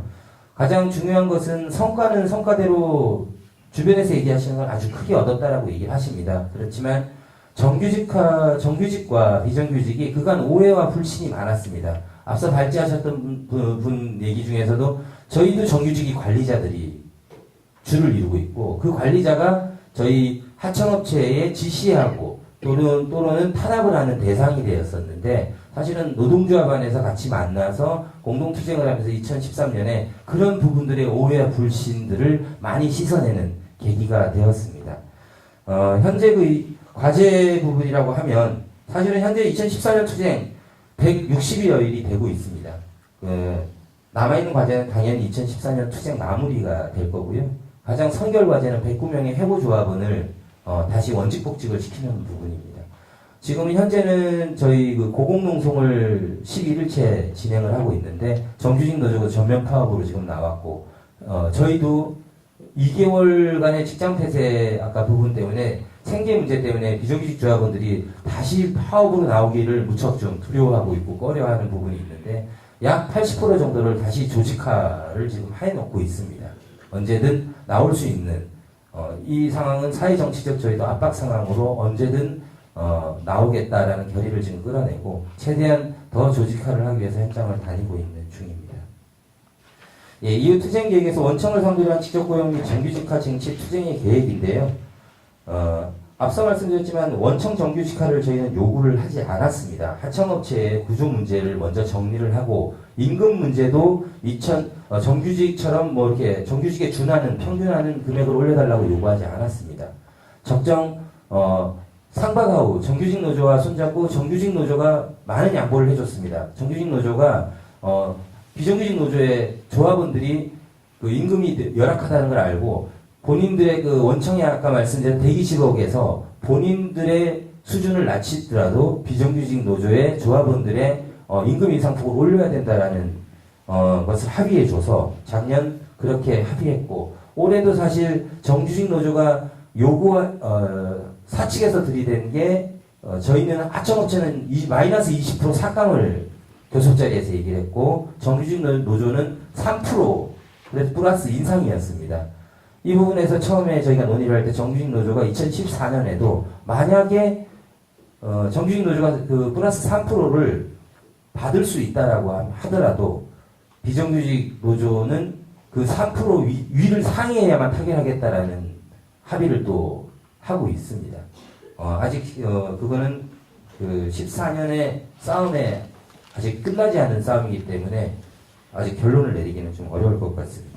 그래서 직접 고용 관련돼서는 사실 저희가 2014년 좀 어려웠습니다. 싸움이. 해고도 당하고 원청도 나오지 않고 직장 폐쇄의 문제도 자유로울 수 없어서 2015년에는 좀 준비를 해야 될 것 같다.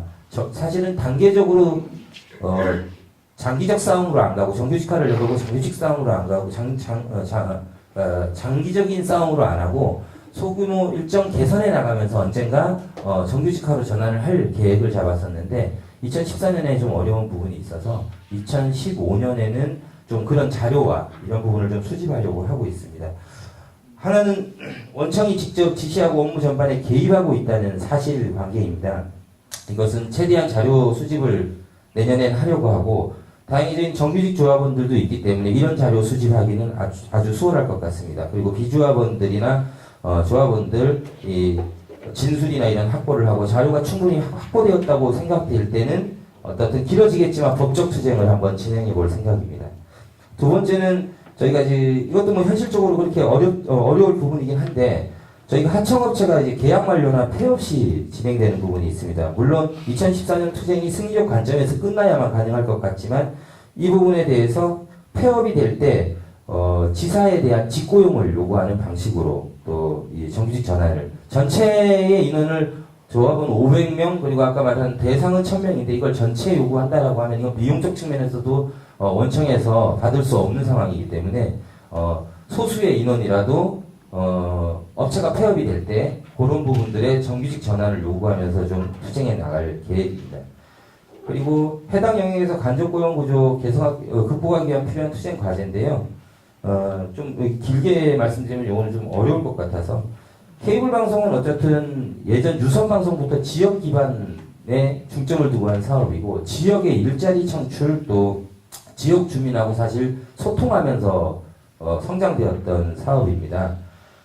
특히 그 케이블 방송이라고 하는 방송이 20년 전에 들어오면서 정부가 국가기관망 사업이라는 이름을 내걸었습니다. 정부 주도로 이 케이블 방송 사업이 이루어졌었습니다. 그 당시에는 이제 우리가 말하는 광 케이블이라든지 기관망 자체가 전혀 대한민국 자체가 확보되지 않았기 때문에 케이블 TV 산업으로 그걸 확보하기 위해서 국가기관망 사업을 국가가 진행을 했고 그 당시에는 뭐 세금도 면책을 해주었고 방위산업체도 아닌데 이제 전혀 관계없죠. 근데 방위산업체의 혜택도 줬었습니다. 그리고 가장 중요한 건 이제 지역 지상파 방송이 수신되지 않는 서울권도 지금은 많이 그렇게 변했죠. 빌딩이나 산이 이렇게 뭐 들어서고 이러면서 근데 뭐 산은 들어섰다기보다 이 방송통신의 주파수 문제 때문에 어떻든 예전에는 안테나만 집에 세우면 다 지상파를 사실은 할 수 있었고 저희 아버님이 예전에 올라가셔서 이렇게 돌리면서 이렇게 시수 추진을 할 수 있었습니다. 근데 이제는 그걸 올라가서 한다고 해서 나오지 않습니다. 대한민국 아파트 옥상에도 잡아도 거의 나올까 말까 하는 이런 상태로 지금 변했습니다. 지금은 디지털이라고 하는 어떤 방식으로 바뀌었고 위성의 방식으로 바뀌긴 했는데 그렇다고 해도 어떻든 난시청 그러니까 들어갈 수 없는 지역들이 많습니다. 이런 곳에 사실은 케이블 방송들이 그 역할들을 충분히 해왔던 거죠. 그런데 문제는 이렇게 아까 지역 방송으로 시작을 했는데 MSO가 통합이 되면서 이게 가입자가 그러니까 케이블 방송이 기업화가 되면서 가입자를 돈벌이의 대상으로만 이렇게 생각을 하게 됩니다. 가입자가 한 명이 얼마다라고 계산하는 수치부터가 나타나기 시작을 하고 가입자 역시도 사실은 그런 부분도 모르시고 사실 가입을 하시면서 이 케이블 방송을 사용을 하시고 계십니다. 문제는 이제 그 속에서 일하는 노동자들이 간접고용 비정규직이라는 것을 인식하지 못하시는 분들이 태반입니다. 지금은 그래도 사회적으로 많이 알려지고는 있는데 삼성이라든지 올해 얘기할 때 뭐 로고는 삼성이고 로고는 CNM이고 로고는 뭐 LG인데 그런데 사실 그쪽에 직원이 아니다. 이거는 근데 이렇게 저희가 노동운동을 하시거나 이런 분들에 대해서는 쉽사리 이해를 하고 계시지만 사실 현장에 있는 고객분들은 그것을 그렇게 높게 그리고 뭐 각인하고 이렇게 생각하지 않으세요. 일례로 저희만 해도 가입자분들에게 가서 뭐 서비스를 할 때 회사에 가서 건의 좀 해라. 이런 부분은 고쳐야 돼. 좀 건의 좀 하세요. 이렇게 얘기를 하거든요. 근데 아시다시피 저희 하청업체니까 그거를 들어도 그냥 어쩔 수 없습니다. 그냥 머릿속에만 있는 거고 그냥 한 귀로 듣고 한 귀로 흘릴 수밖에 없는. 저희가 원청에다 이걸 요구할 수가 없거든요. 실제로 고객들이 원하고 있는 것들은 다 원청에다 더 전달을 해야 될 얘기들인 거죠. 저희가 할 수 있는 건 한계점이 있다는 거죠. 그래서 2014년 저희 투쟁 과정에서 일단 그 사회적 문제 제기를 많이 하고 있습니다. 간접고용 비정규직 문제 이렇게 얘기를 하고 있는데 앞서 말씀드린 대로 이거는 저희만의 또 외침이기도 한데 여러 단위들이 같이 좀 이렇게 어떤 활동이나 이런 부분을 좀 했으면 좋겠다라는 얘기도 있는 거고요. 저희가 109명의 해고자 중에 그래도 노원구에 있는 주 원케이블이라고 하는, 그러니까 하청업체입니다. 원케이블이라고 그러면 CNM이 아닌 거죠. 근데 아무튼 하청업체인데, 여기서 그래도, 진호위에서 저희가 9명에 대한, 구제 승소를 받았습니다. 부당해고 구제 승소를 받아서, 현재는 그것이 그나마 성과이긴 한데, 다시 중노위에 또 재소 신청을 했다고 하더라고요. 그렇지만 어떻든 저희가 자료를 확보하고 법적 투쟁을 해서 어떻든 하나 얻어낸 성과 중에 하나입니다. 2014년에. 그래서 아까 말씀드렸지만 지역 주민들이 잘 모릅니다. 저희가 서명전을 지금 하고 있는데 이건 CNM의 정상화를 촉구하는 서명 이렇게 하고 있습니다. 근데 저희만이 아니고 좀 많은 간접고용 비정규직 노동자분들 단체분들께서 지역 대책이나 또는 자체적으로 저는 토론회나 1인 시위 그리고 서명 이런 부분들을 함께 좀 진행을 했으면 좋을 것 같습니다. 그런 부분에서 이제 공동투쟁 방안으로 제기하고 싶은 것인데요. 간접고용 노동자들에게 노동자들 인식의 변화를 도모해 나가는 부분에서 아까 말씀드렸지만 공동 주제를 좀 가지고 법안 마련, 대시민 선전전과 청원 서명전 같은 것을 좀 진행을 하고 했으면 좋겠습니다. 그리고 국회에 전달하거나 해당 상임이라든지 이런 쪽으로 좀 전달을 해서 전체 간접고용 노동자들의 어떤 목표나 이런 것들을 좀 작게 하나로 만들어가는 좀 방법들이 있었으면 좋겠습니다. 일례로 저희 쪽 얘기를 한다면 저희는 산업안전보건법 같은 것을 어떤 원청이 책임져야 된다라든지 또는 하청업체 계약기간이 너무 단위가 작습니다. 1년이라 보니까 이게 고용의 안정에 문제가 좀 있어서 이것을 2년이라든지 3년이라든지 이런 식으로 좀 고정을 해야 한다라든지 또 원청을 교섭 대상으로 지정을 해야 한다라든지 이게 법제화 투쟁 같은 건데 이것을 우리만의 목소리가 아니고 지역 서명이라든지 간접고용에 해당 당사자들이 좀 모여서 시민들과 같이 이런 부분들을 좀 해나갔으면 좋겠다라는 거고요. 또 하나는 간접고용 노동자들이 이제 명찰을 달고 좀 일상 활동을 진행하는 것도 좋은 방법이 될 것 같다라는 의견입니다. 우리 CNM만의 이제 예입니다. 저희 안에서만 보는 관점에서 제가 썼던 건데요. 저희는 등에는 CNM이라고만 되어 있지 저희가 아까 말하는 주 원케이블이다라고 되어 있지 않다라는 겁니다. 그렇기 때문에 CNM 간접고용 노동자 누구 이런 명패들을 조합원만이라도 달고 다닌다면 시민사회 그러니까 고객을 만나는 지점에 있는 분들이라든지 노동자들이 대면하고 있는 식당을 가더라도 저분은 어느 회사의 간접고용의 그러니까 시계는 간접고용이라는 이름을 시민에게 알리는 거죠. 그런 것들을 좀 했으면 일상 자체가 그러니까 선전전을 활동을 한다라고 저는 생각이 됩니다. 그래서 그런 부분들을 좀 제한하고 된다라고 하면 이제 모아나가는 방법이 있었으면 좋겠습니다. 그리고 5분 마지막입니다. 기타 해당 사업장 영역에서 특별히 제기되는 과제 및 추가 사항인데요. 사실 저희 사업장은 생산직은 아닙니다. 생산직으로 등록이 되어 있긴 합니다. 사실은 그 테두리 안에서는 생산직으로 되어 있는데요. 저희는 사실은 서비스업과 기술직 또는 뭐 감정노동 이런 것까지 다 결합되어 있습니다. 왜 그러냐면 이제 고객을 만날 때는 사실 서비스업이 됩니다. 고객을 만날 때는 감정노동의 어떤 형태로 변화됩니다. 대화를 할 때는. 그런데 또 막상 물건을 고칠 때는 기술직으로 변합니다. 그래서 이것이 다 통틀어져 좀 들어가 있는데요. 저희 사업장 내에서 아까 이제 말씀드렸던 그 다양한 직군들이 있습니다. 그 직군들이 좀 한데 모여서 업무를 진행하다 보니까 조합원 간에 비조합원 간에 업무적 마찰들이 무척 많은 편입니다. 여기는 이제 정규직도 포함되어 있는 건데요. 사실 이런 부분들을 저희가 그 노동조합원에서 많이 정규직과 비정규직 또 직군 간의 문제들을 많이 개선을 했습니다. 사실 작년에. 근데 아직 조금씩은 남아있는 이런 부분들을 사실 조합원 단결력을 끌어올리는 것이 가장 핵심 저희 어떤 과제라고 보고 이런 부분들을 좀 개선해 나가는데 좀 저희가 2015년도는 좀 만들어 볼 계획이고요. 정규직 조합원들과 비정규직 조합원들이 사실 관리자적 측면으로만 접근이 되어 있고 여기는 가분의 관계가 있습니다. 그래서 이런 부분들을 또 개선을 하고 사실은 노동조합이 이 업무를 장악하기 위해서 2015년에 정규직 노조에 제안하고 있는 것들은 2015년에 현장으로 저희가 복귀를 했을 때 아까 그 고객이 요구하고 있던 상황들이나 이런 부분들을 정규직과 비정규직이 아무튼 같이 결합을 해서 우리가 업무적인 관점들을 다시 만들어내는 그래서 업무 장악력을 높이는 부분을 기획하고 지금 준비하고 있는 상황입니다. 예, 이상입니다. CNM의 경우는 내부에 아주 복잡하고 천차만별인 고용구조, 즉 내부의 하청 노동자들을 어떻게 단결할 것인가로 집중하고 그 힘을 바탕으로 그 이후에 이제 직접 고용 투쟁에 대해서 고민하고 계시는 그런 사례에 관해서 이야기를 들었습니다. 그래서 무수히 많은 간접 고용이 단일하지 않고 내부에 계속 복잡한 구조들을 갖고 있는데 어떻게 단결력을 강화하면서 앞으로 나갈 것인지에 대해서 굉장히 많은 시사점을 주시는 것 같습니다. 지금 고공농성 중이시고요. 내일은 김장당근 행사도 하니까 좀 많은 분들이 관심 가져주시면 좋을 것 같습니다. 세 번째 발제 이어서 듣도록 하겠습니다.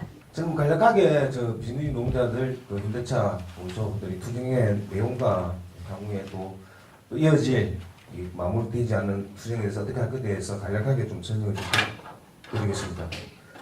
지금 2004년에 노동부로부터 불법 파견 판정을 받고 지금 2014년인데요. 한 11년째 같은 투쟁을 하고 있습니다. 현장에서 그런 얘기 많이 합니다. 뭐 어떤 성과가 있냐 이렇게 얘기하는데 큰 틀에서 성과를 얘기한다면 아직 정규직으로 전환된 인원이 한 명도 없습니다. 그 재변동 동지가 대법원으로 확정 판결을 받았지만 정규직으로 전환되지 못하고 공장 출입마저도 막혀있는 실정입니다. 그 과정 중에 이제 지금 8.28 사태라고 이야기하는 8.28 합의가 이루어졌는데 현대차 비정규직지회와 금속노조가 빠졌습니다. 회사와 업체장들과 현대차 지부, 아산지회, 전주지회가 합의를 도출했는데 지금까지 남아있는 건 이제 현대차, 우리 울산의 비정규직들이 거의 고립된 상태 아니냐 좀 이런 판단이 듭니다. 유일하게 지금 현대차 비정규직 노동자들이 정규직이다 이렇게 이야기하는 데는 보험밖에 없습니다. 정규직 지부도 아니고요. 금속노조도 아닙니다. 회사는 당연히 아니겠죠. 유일하게 법원만 정규직이다. 누구 정규직이네. 전해라. 이렇게 주장하고 있는 상황입니다. 그래서 정말 이제 고립되어 있는 이 투쟁 저희가 너무 고립된 거 아니냐 좀 판단이 되는 거고요. 회사는 당연히 증거를 인멸하고 은폐하기 위해서 많은 노력을 해왔습니다. 실질적으로 입장 변화가 꾸준히 지금 진행되어 왔는데 예를 들면 2010년도 이제 7월 22일 날 최병성 동지가 이제 파견 중심이 나옵니다. 정규직 인정을 받았는데 회사는 최종 확정이 아니다 이렇게 주장을 했습니다. 그러면서 이제 2012년 이제 2월에 또 최종 확정이 됐어요. 그때 회사가 주장한 게 뭐냐면 이거 개인의 판결이지 최병성 동지는 특수한 경우다 이렇게 주장을 했습니다. 저희는 당연히 최병성 동지가 일반적인 경우고 우리의 대표 소송이다. 그래서 모든 비정규직 노동자들이 정규직이다 이런 주장에 대해서 회사는 안 그래도 무시를 한 거고요. 그 과정 중에 이제 2014년 제가 기다리던 이제 9월 18일 제가 진행한 소송이 이제 전원승소하는 이 판결이 나왔습니다. 회사가 똑같은 입장이 또 변화가 됩니다. 최종 시험이 아니다. 지켜봐야 된다.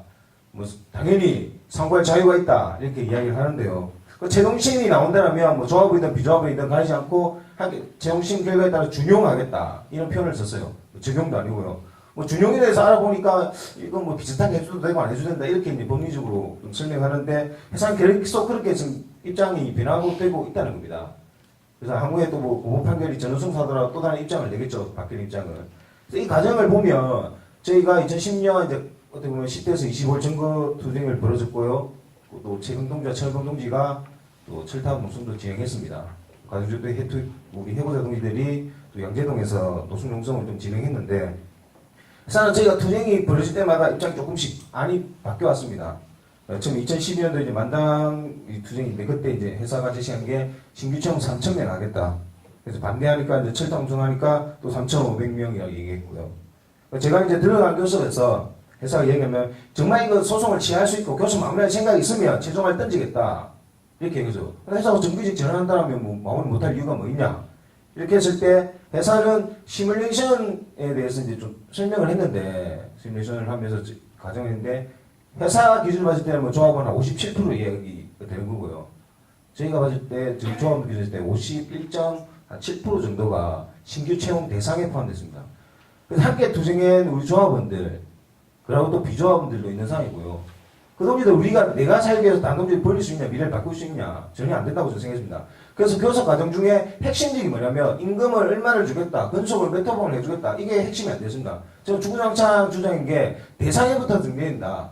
대상이 정리돼야만 규모하고 저는 대상이 맞아떨어야만 저는 이제 정규직이 된다고 생각했습니다. 근데 대상은 5,000명이라는 게요. 규모는 3,500명입니다. 1,500명은 평생 비준직이 살아가는 거예요. 절대 동의할 수 없어서 이제 교섭 결렬을 선언했고요. 그 과정 중에 아산 구조가 4,000명, 2015년 말까지 이제 4,000명 채용하는 방식에서 합의가 이루어집니다. 그 다음에 이제 9월 18일 판결을 보면 이게 잘못된 정말 사기라는 게 만천하에 이제 드러나는데요. 근데 아산 전주가 9월 18일, 19일 선거가 나서 가장 먼저 한 행동이 뭐냐면 지부와 함께 특별 교섭 이제 추가 협의를 진행합니다.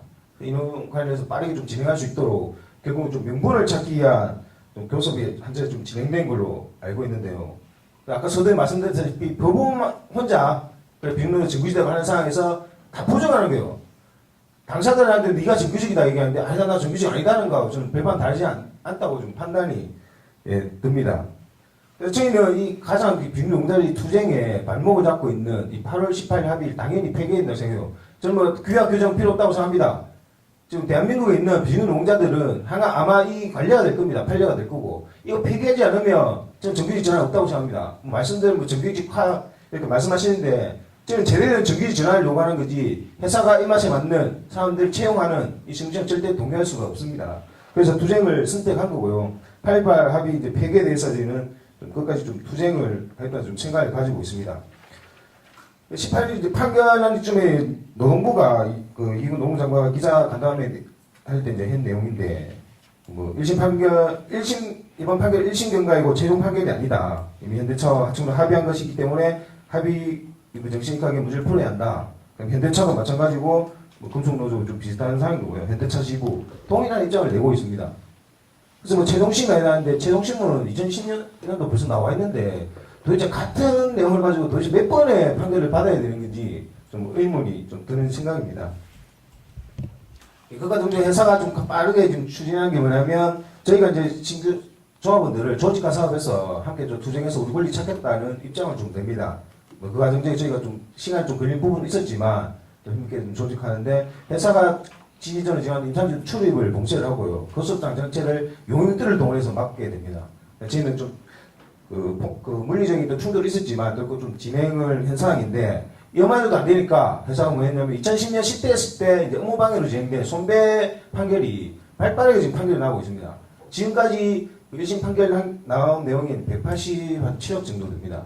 근데 남한게 또 10건의 또 소송이 더 진행되고 있고요. 총 합치면 이게 한 300억에 가까운 금액을 비중직 노동자한테 물려라고 얘기하는 겁니다. 근데 저희가 가만히 생각해보면 이게 정말 저희가 이제 받으려고 하는 금액인지 좀 의문이 가지는 게 그 요번에 앞전에 이제 10월에 보면 이제 70억에 대한 1심 판결이 났습니다. 그때 처음 소가 제기된 게 30억에 대해서 이제 323명 정도가 제기됐는데 금액이 70억 올렸고요. 회사가 소장 변경을 하면서 올렸고 인원을 줄이게 됩니다. 그때 당시 줄인 인원이 신규 채용되고 회사 말 잘 되는 사람들을 다 치하를 합니다. 근데 이번에 10월 달에 1심 판결 내용을 봐도 120명 정도가 선고됐는데 기각되거나 치한 인원이 뭐냐면 회사가 부재소 합의를 작성을 요구해서 작성했고 노조 탈퇴를 했을 때 탈퇴한 사람을 전부 치환합니다. 결국은 이건 노동조합 탄압의 목적으로 사용한다고 저는 판단하는 거고요. 약간 좀 부당 노동행위라 생각합니다. 업무 방해에 대해서 저희는 당연히 현대차가 법을 지켰다면 뭐 10대에서 노동의 농성이 벌어지지 않았을 거예요. 정말 열심히 현장에서 근무하는 노동자로서 일을 하고 있겠죠. 근데 이런 과정을 다 무시한 채 이 손배를 빌미로 이제 빈놈들 굴복하게끔 만든다고 저는 좀 생각이 드는 거고요. 좀 되게 좀 안타까운 상황이죠, 선배가. 예. 저 앞전에 이제 그 얘기 하려 했는데 기아차 얘기는 제가 뭐 특별히 하지 않겠습니다. 기아차도 그 회의록이 작성이 됐는데 좀 제가 좀 설명을 하지 않도록 하겠습니다. 예, 금속노조에 저희가 좀 입장을 좀 물었습니다. 금속노조는 공식적으로 8.18 합의에서 승인한 적이 없다고 이야기합니다. 미승인 상태다. 그래서 이 승인이 아닌 불승인이 아닌 미승인 상태다 이야기하는 거고요. 근데 이번에 그 중집자를 보면 지부와 아산전주지회가 직전산도급 직영화 관련 합의를 도출한 지 1달이 안 됐다. 이렇게 얘기합니다. 결국은 이 부분을 인정했다는 의미와 저는 똑같다고 생각하는 거거든요. 근데 그 노조에서는 교섭회에서 미승인을 승인한 적이 없다. 근데 인정하지 않았다. 근데 인정하지 않은 부분에서 입장을 내지를 못하고 있습니다. 결국은 지금 묵시적 동의로서 이게 동의해준다고 좀 판단이 되는 겁니다. 그래서 이 부분에 어떻게든 제가 이번 뭐 금속대회도 대응을 할 건데 원천적으로 금속노조가 명확한 입장을 내야 아마 비윤리 노동자들이 투쟁할 수 있는 길이 열리는 거 아니냐 그런 생각이 듭니다. 근데 회사는 정말 초급은 또 행동까지 진행했는데요. 현장에서 판결 나니까 관리자들, 반장들, 그 다음에 뭐 동호회, 그 다음에 뭐 업체장들 이렇게 동호해서 현장에 대자보를 붙이게 됩니다. 그 내용을 보면 뭐 법원 판결이 잘못됐다, 현장 조사를 확인하지 않았다, 뭐 이렇게 하면서 비준노동자들 투쟁하면 안 된다 이런 식이 나오는데 하나 좀 짧게 그 예를 들면 반장이 있는데 그 우리 비정규직 조합원의 삼촌입니다. 큰아버지인데 판결을 하니까 전화가 왔더래요. 울면서 축하한다. 너 정말 정규직 됐구나. 근데 그 반장 명의로 이거 잘못됐다고 얘기하고 있어요. 자기 자식이 정규직 그 축하한다고 눈물까지 흘린 분이 회사에 탄핵을 못해서 실는 거예요. 정규직시키면 안 된다라고 하는 얘기가 있고, 두 번째는 자기 아버지도 있습니다. 반장이. 아들이 정규직 된다고 판결이 나왔는데 아버지가 우리 아들 정규직시키면 안 돼요. 이렇게 나오는 겁니다. 이게 현대차 자본이 하고 있는 지금 실체입니다. 정말 잘못된 행동을 하는 거에 의해서 현대차 지부가 방조를 합니다. 합의서에 대해서 설명회를 잡겠다고 얘기했어요. 근데 이걸 누가 막았냐? 현대차 1공장의 정규직 동지들이 막아서 설명회를 봉쇄를 했습니다. 근데 지부가 결국은 진행으로 폐기를 했는데 지금 과정이 좀 그렇게 진행되고 있습니다. 이 8.18이 정말 저는 무서운 이 비준된 농단을 결국은 평생 비준된을 만드는 족쇄가 되고 있는 게 지금 진행되고 있는 부분입니다. 자꾸만 제가 지금 8.18을 좀 주장하는 게 그만큼 지금 다급하고 지금 폐기되지 않으면 결국 비정규직 노동자들의 삶은 결국 지금보다 더 나은 삶을 쟁취하긴 아마 더 많은 시간이 걸릴 수밖에 없을 거다. 이 판단이 드는 거고요. 아마 법원에서도 인정해도 뭐합니까? 대법원에서 인정하면 뭐예요? 해서 안 들어주면 됩니다. 합의 정신에 의해서 정말 열심히 수행하는 그런 대기업 자체를 보이고요. 제가 신규 채용은 사기라고 몇 년을 주장하고 있는데 지금 8.18 합의로 해서 신규 채용이 마치 현대차 자본과 현대차 지부, 노사합의에서 정말 순수하게 이행하는 정말 착한 사람들이 되고 있는 거예요. 와, 정말 합의에 따라 정말 열심히 하고 있구나. 아, 정말 잘하고 있습니다. 이렇게 비춰지는 거예요. 그리고 현대차에 있는, 울산에 있는 우리 비준 농장만 바보가 되는 겁니다. 병신이 되는 거고요. 중기적으로 주장을 할 수가 없는 거예요. 다른 데서는 아니라고 하는 거거든요. 이런 부분에 되게 문제점이 있다. 저는 생각합니다. 그래서 손배와 8.18 합의에서는 정확하게 뭐 회사에 면제부를 주는 사내 하도급으로 포장된 이 불법 파견이 뭐 근속도 없고 뭐 사내 하도급으로 이렇게 정리돼 가는데 결국은 현대차의 모든 면제부만 주는 합의가 이끌어졌다는 데서 되게 좀 충격적인 부분이라 좀 생각이 듭니다. 아까 말씀드린 같이 그 손배관에서 지금 현대차 노동조합을 이제 탄압하기 위한 수단으로 사용하고 있다고 좀 판단이 되는 거고요. 두 번째는 아까 말씀드린 게 좀 연장선상입니다. 우리가 진행하고 있는 근로자 직위하는 소송을 취하의 목적입니다. 이번 8.18 합의도 마찬가지고 부에서 합의를 하지 않겠다 이런 내용이 포함되어 있고 또 기존에 신규 채용된 그 이제 정규직된 인원들에 대해서 똑같은 입장을 취합니다.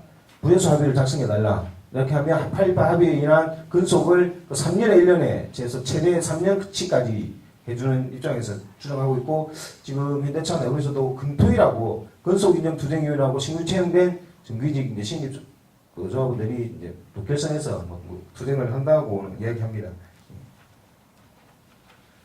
지금 보면 다른 아마 비즈니스 노동자들 또 가족권 노동자들 투쟁이 많이 벌어지고 있는데 울산에서도 좀 상황이 그렇습니다. 뭐 지금 울산과학대 청소 노동자들 지금 민들레 분해 노동자들 그리고 현중산하청 또 학비 뭐 많은 투쟁이 벌어지고 있는데 지금 함께 어떻게 투쟁할까에 대한 또 공동된 목표가 있어야 된다 좀 생각이 드는 거고요. 그래서 비중기 그 단위에서 아마 최근에 뭐 초동 모임을 좀 진행했습니다. 내년 상반기에 비정노동자들 산하청 총파업을 좀 조직해보자. 이 초동 모임 좀 진행 중에 있는데 일단 뭐 금속노조가 우선 최순방에서 뭐 투쟁해야 되는 거 아니냐 고민이 드는 거고요. 투쟁을 결의한 단위에서부터 먼저 이런 부분에서 좀 이끌어가야 된다 생각합니다. 그 과정 중에 현대차 비규제는 투쟁을 선택한 거고요. 이게 법적으로의 기댈 부분이 아니 법원하면 나오면 그러니까 8.18이 막고 있는데 투쟁을 막고 있는데 결국은 우리 스스로가 돌파할 수밖에 없다. 이런 판단을 하고 있습니다. 그래서 지금 단순히 보면 기아차도 이제 판결이 난 거고 현대차 이제 위아 이런 사업장이 좀 뭉쳐서 진짜 사당이 이제 정몽구를 타겟으로 낸 또 투쟁을 좀 벌여볼 생각입니다. 그래서 정몽구가 직접 나올 수밖에 없는 상황을 좀 만들겠다는 게 저희들 생각인 거고요. 또 폭력행위하면 이게 뭐 조직화가 된다라면 계신 뭐 피보드는 CM의 희망연대 노조 관련해서 같이 좀 투쟁을 할 수 있는 이런 투쟁이 벌어져야만 좀 비정규 철폐, 가정권 철폐가 가능하지 않느냐 좀 판단이 됩니다. 저는 뭐 딱 1분 남았네요. 1분 채워도록 하겠습니다. 저 진행 상황만 계속 좀 말씀드릴 거요. 제가 이걸 좀 중점 말씀드리는 거는 정말 이 다급함에 말씀드린 겁니다. 저희가 뭐 색대 부리는 게 아니고요. 진짜 뭐 억지를 부리게 투쟁하는 게 아닙니다. 당연한 권리, 자본의 탄압이 아마 거치더라도 굴하지 않고 당당하게 쟁취하겠다는 목표를 가지고 지금 시변을 사오고 있는데 지금 이 8.18 때문에 또 얼마나 많은 또 시간이 걸릴지 좀 의문입니다. 예를 들어서 뭐 다음 달에 고 판결 나오고 다다음 달에 대법 판결이 나온다 하더라도 실은 이 8.18이 존재한다면 또 몇 년의 시간이 걸릴지 모르는 상황이라서 아마 다시 한번 좀 제가 부탁을 드리고 싶은 게 비준노동자들 특히 이제 비준노동자들 이 부분에서 함께 요구를 해야 됩니다. 8.18 폐기하라고. 이게 정말 잘못됐다고. 함께 싸우지 않고 이 부분을 주장하지 않는다면 결국은 이 정당화될 겁니다. 8.18이. 대한민국의 금속이 판례가 될 거요. 기준점이 될 거라고 생각합니다. 그래서 함께 이 부분에서 좀 폐기하는 투쟁, 연타 비의지혜가 선봉해서 투쟁할 겁니다. 폭력계는 또 사업장으로 아마 내용이 있겠지만 주장하되 이 부분을 먼저 폐기하지 않으면 우리가 족쇄가 된 8.18 때문에 결국은 자본을 넘어설 수 없을 거라는 좀 판단이 드는 거고요. 열심히 또 투쟁을 위한 현대차 노동자들에게 많은 관심과 연대를 좀 부탁드리겠습니다.